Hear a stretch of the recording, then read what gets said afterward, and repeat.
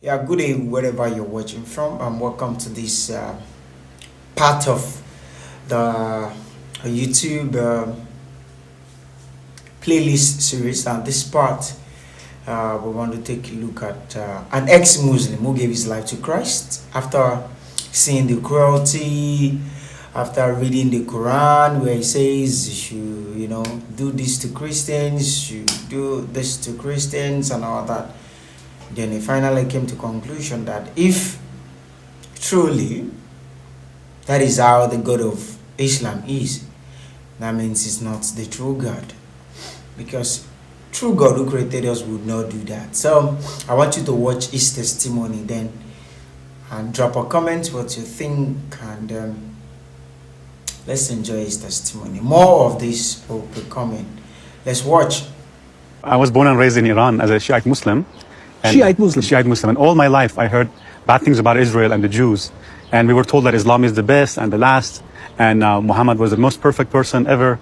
So we grew up in that environment. And growing up, did you study the Quran and the Hadith? Yes, but mostly culturally. Like we would go and read in Arabic, for example. We didn't understand the meaning. They told us if you read in Arabic, you get more points to go to heaven. So I was trying to be a good Muslim. I loved God as a boy, and they told me Allah is the God.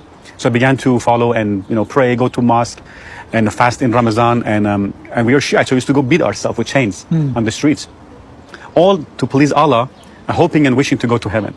And so when I was 16 years old, something happened to me that it changed my life. In fact, before that, I saw so many bad things on the streets. I saw people being executed publicly, hanging from a crane. I saw people being tortured, beaten. And they told us these are infidels, these are the enemies of Allah, these are Zionists or the spies for Israel, all these things. And so when I was 16 years old, I was arrested and tortured by the regime in Iran. Why? I was going to a wedding, and I was in the car of some relatives. They gave me a ride. My family was already there at the wedding. And they had some alcohol. And based on Islamic law, you can't even have or possess or make or buy or sell or drink alcohol. And they had some, not really drunk, but probably a little. And my only crime was I was in the car. And there's an Islamic checkpoint. They pulled the car over and they began to smell the alcohol. And they asked us to come out. They put us in a bus. And the bus got filled so fast because they arrested so many people for different reasons. And they took us to a confinement, to a jail, and then they took all our clothes off, bare naked. And they started pouring cold water on us and whipping us with this big, thick electric cable. And then they had us face the wall, sit up, sit down. Then they took us threw us into a room, a small room, and we were choking, no food. One boy. And all that because you were sitting in a car? Sitting in the car. That somebody had alcohol in. Exactly. And I was 16. I didn't drink alcohol. I didn't do anything wrong. And I saw the cruelty of these people. I saw how these Islamists, they were beating people, torturing people. We had only one boiled egg in the morning, one boiled egg at night. One bottle of water forever to drink. Restroom one time in the morning, one time at night, 60 seconds. So I saw the cruelty. I said, is this Islamic justice? Is this Islamic law? And so I became the victim. And then we went to court and with shackles on our hands and our feet. We paid a fine and they released us. But that was the beginning of when I began to question Islam. I began to say, what kind of religion is this? What kind of justice is this? And my mother said, no, Islam is good. These people make it look bad.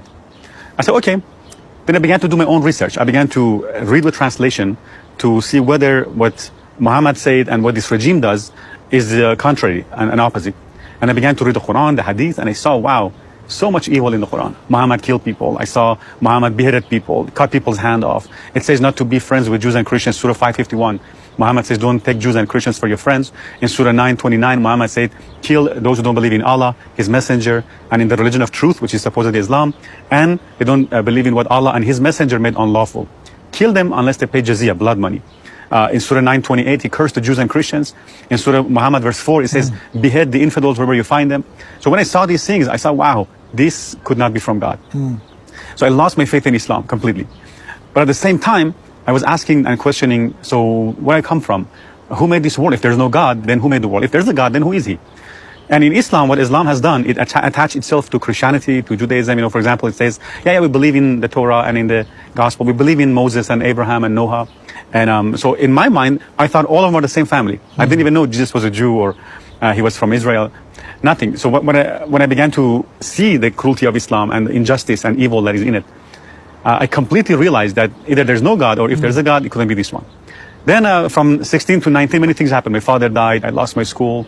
All my hope was gone. Life was meaningless, depressing, sad, and uncertain. Everything seemed like so meaningless for me. I wanted to know the meaning of life. I didn't want to live in this world that is so dark and depressing. And so when I was 19 years old, for first time, I heard about Jesus. I heard that. Who told you? So first time I heard through a radio, and on this radio I heard about that. Iranian radio. Yeah, I was broadcasting from outside. I don't know which radio was it. I heard a testimony actually. It wasn't the gospel. I heard a testimony of a guy who was going to kill himself, and then he heard this music as he was going to take his life. He followed the music. He went to a church, and there he became a Christian. His life changed. That's all I heard. But I didn't make much of it. And then a few weeks later, I heard through satellite, broadcasting into Iran from outside, that Jesus is the Lord, and he died for me, and he rose from the dead. And I said, no, that's too good to be true. How could God have a son? I could, all these, he rose from the dead. And I said, no. Second time I heard again. The third time I heard, I said, okay, Jesus, if this is true, I ask you to show me. I ask you to come into my life. If it's real, be my Lord, be my Savior. And I prayed this prayer. I said, if it's real, I want to see. Show me something. I want to see.